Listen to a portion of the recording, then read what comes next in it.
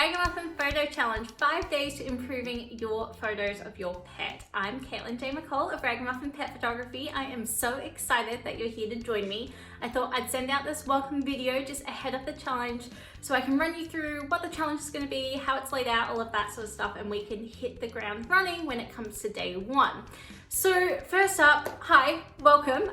If we haven't met virtually or in real life before, my name's Caitlin. As I said before, I am a professional pet photographer here in Melbourne, Australia. I've been doing this for 10 years now. It's officially the best job in the world. So as well as photographing pets, I also publish books about pets. I teach other people how to take better photos of their own pets, and I also work with pet photographers with their businesses in the Pet Photographers Club. So it's just all things pet photography for me pretty much. I absolutely love what I do, and I'm so excited to teach you some of my favorite tips and tricks for how to take better photos of your furry family. So it should come as no surprise to you, I have a pretty big furry family myself. I have 2 dogs, Maple and Lyra. I also have a cat named William, and Puff the bearded dragon, who is down there. Hufflepuff Lizardo is his full name.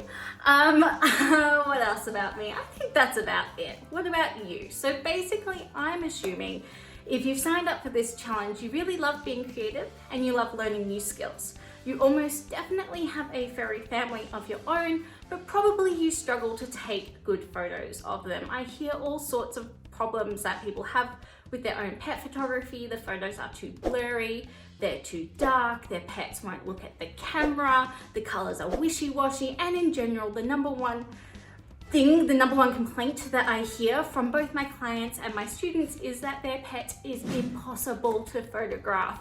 I'm here to tell you they're not impossible. It's fine. We'll be able to work it out. So yeah, basically we're gonna do this challenge and your impossible to photograph pet won't be so impossible anymore. So there are 5 days of this challenge. In day 1, we do get focused. Day 2 is all about controlling your camera.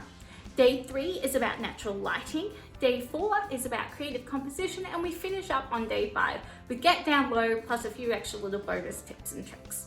And how's it all gonna go down? Well, there are basically 3 main parts to each day. We have the video tutorial, which I will send you at the beginning of the day. You can watch that on the website, you can watch it straight in Facebook. It's gonna be about 3 to 5 minutes long, so it should be nice and easy for you to watch. And you will also have a daily photo assignment that goes along with that tutorial. So it's just a chance for you to practice the skills that I'm teaching you that day, for you to practice it on your own pet, and just to push your creativity a little bit. And you can share those photos from that assignment with others doing this challenge. There's a lot of us doing it, about 200. So it's gonna be heaps of fun. And then finally, at the end of the day, at the end of the night rather, we will have a live Q&A. So that's your chance to send any questions that you have about that video tutorial of the day or the day before. Don't worry if you skip a day, that's fine, it's totally normal. So if you have any questions about anything, you can send those in to me and I will answer them. And you can also submit your photos if you need some feedback. So I do those live on Facebook every night of the challenge at 6:30 p.m.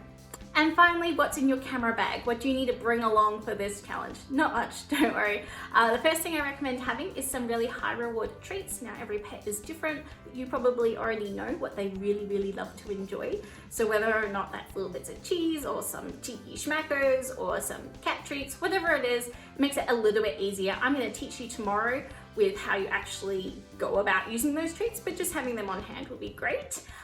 Anything that squeaks or makes any sort of noise that your pet is interested, having that on hand will be really useful as well as a favorite toy or a ball or something like that. Basically, we're going to be playing with them as well as photographing them, so I think your pet is really going to enjoy the next 5 days as well. And then finally, obviously, we need your furry model. And we need a camera. Now you can use a DSLR if you have one. If it's sitting in the back of your closet and you have no idea how to use it, this is a perfect opportunity. So charge up those batteries, get it out, dust it off, because I'll teach you the basics of how you can use it. You may as well practice.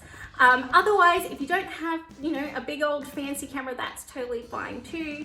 You can use a smartphone. I'm gonna have some tips and tricks for smartphone users, or a compact camera, anything that you've got. We're totally fine. This is a very back to basics, beginner's approach to pet photography, so you don't need to have any fancy gear. That's about it. That's everything that you need to get started.